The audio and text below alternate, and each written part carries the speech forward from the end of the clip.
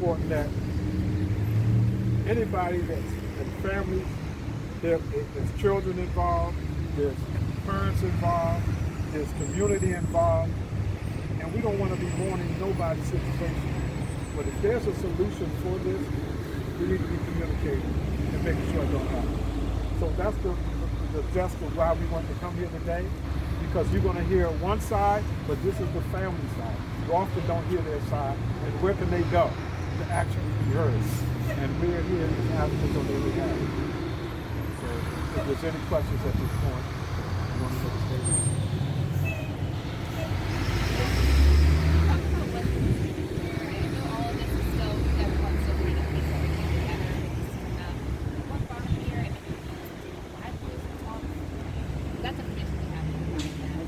Well, that part is still going through investigation. So you don't know why he was here.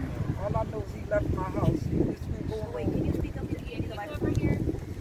And repeat the question. It's very hard for me to be here at this place. Consider what went on yesterday, and I said no to it yesterday, but today I agreed to it because I want to speak on my son's behalf. This been going on ever since 2005. My son had been through so much trauma. Atlantic City police officer and Pleasantville police officer for years, ever since 2005, on and on, off and on. Traumatized, hospitalized, almost losing his life 3 times. This one was very, very serious, along with the second one. All I know, the weekend it started, the probation was where, he's on probation, probation was aware of his condition. Several times telling them that, my son, when he goes to the stage schizophrenic, that he gets like this. And then if he, I don't know, I don't really know the story. All I know, I'm just speaking on when he left my house. From the weekend to he left my house, I called the probation officer Friday. He told me he couldn't talk to me, he was in court. So a big incident happened Sunday with him here in my community. And he called the police because he was free of me at the time and like that. And he called the police and the police came. And I told my son he need to go down to the hospital to be treated. And they asked was he on medication. I said he hasn't, but I don't, as far as him taking it, I'm not sure. Because he's normal. You know what I mean? As far as the mental issue that he, interacted along with the schizophrenia. He was work every day. And he was having, after a while it started kicking in to get bad. Whereas though he feels threatened by it, paranoid. And also me as his mother. So for him to say to me, I'm not his mother, I'm Kim Whitty, I'm not his mother in that age. That's when I know it's becoming a problem. So that's when I'm trying to really address up. When the police officers came, they said that, okay, we talked to him, because they kept saying to him, that is your mother. He kept saying no. But anyway, they told him, they asked him to come and take him down the hospital. He said, no, he didn't need to go. So they told me they couldn't take him because he didn't need to go. I said, sir, I'm begging y'all to take my son. I'm telling you he needs to go. And for him to keep telling me you don't want to go, that's not true. He needs to go, I said, because he's not actually a danger to himself, but when he's not aware of his actions, what's going on around him, he puts himself in danger as far as running out here in these streets, the traffic and everything. So you feel like he needed help? Even his probation officer, so it's documented. I had to sue Pleasantville police station where they almost killed us both 4 or 5 years ago. And my district is Absecon. They come, they talk to me very nicely with both of us. Never try to harass him or anything. They talk to him, and I told them, y'all, so I thank them every time for their politeness. I said, I'm not used to this. And they told me, oh, we don't want to be lazy like the rest of the police officers. So you will never have to worry about that. I want to thank them for that. Like I thought it was them when I came here yesterday, but it wasn't. It was Pleasantville. Because I know if it had been that secret, this wouldn't have took place. But anyway, like I said, okay, when I arrived here, he left my house. I brought him home from Atlantic City. I went and got him from Atlantic City. He came with me to my daughter's house. He stepped there with me until I got ready to leave. I brought him home with me. I said, you going home with me? He got in the car. He didn't say anything. He got in the car. So we got home.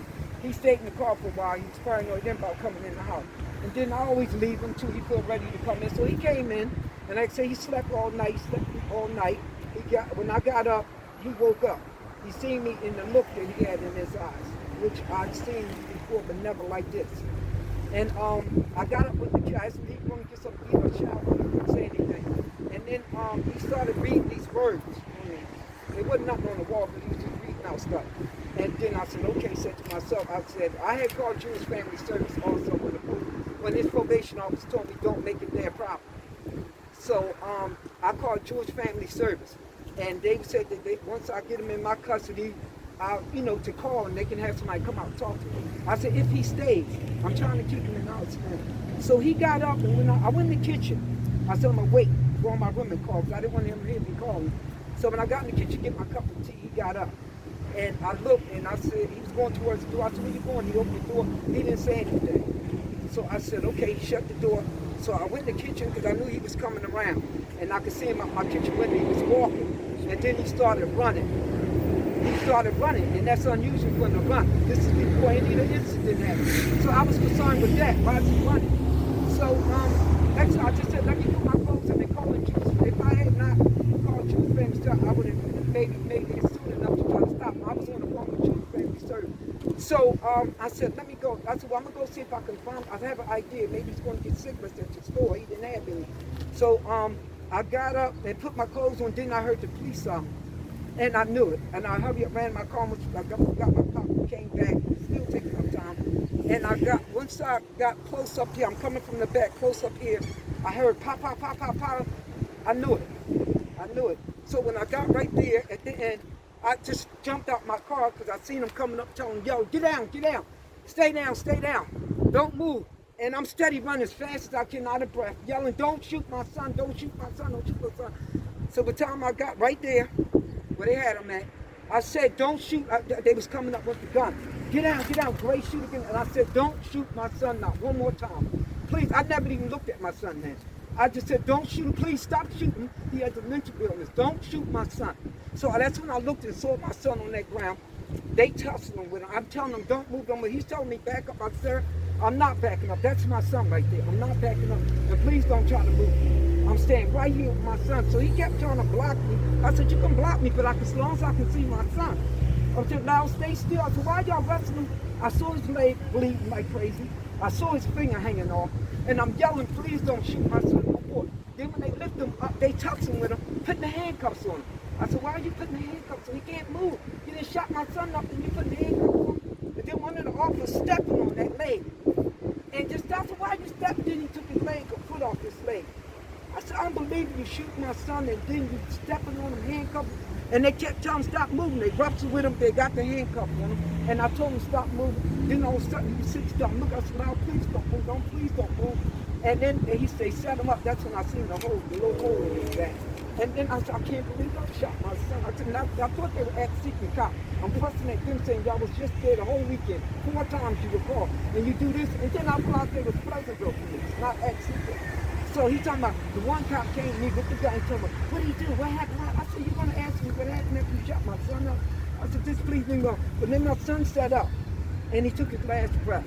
And I said, you killed my son. And I couldn't deal with him anymore.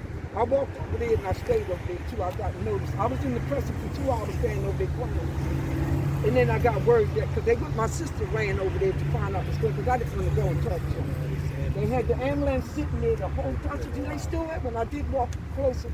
They had them still sitting there. They said, because they was working on them. So I said, well, why they working dead? I seen them take the last breath.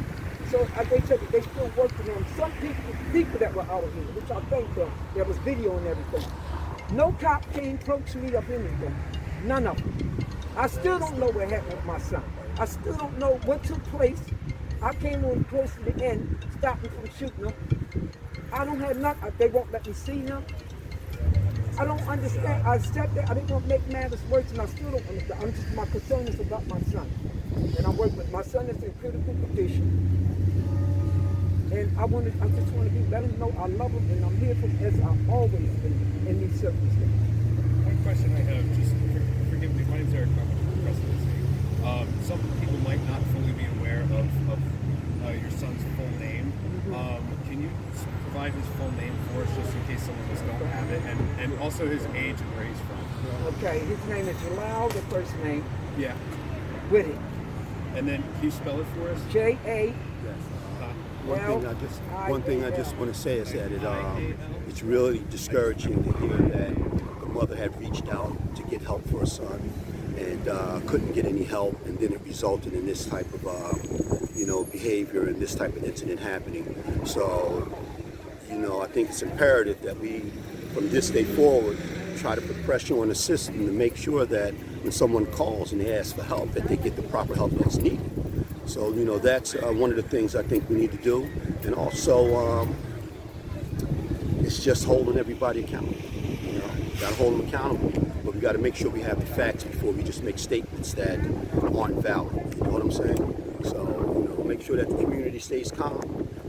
We're going to move forward, and I'm going to hopefully work with the council and the mayor and make sure that we get the proper information so that the community knows what's going on.